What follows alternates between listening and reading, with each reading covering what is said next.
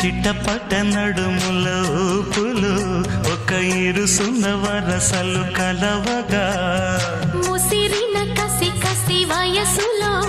ఒక యదన సపదని సకలవుగా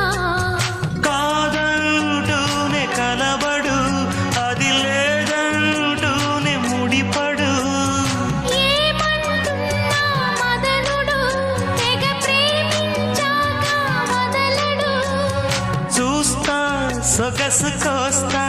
వయసు నిలబడు కౌగిట అబ్బని తీయని దెబ్బ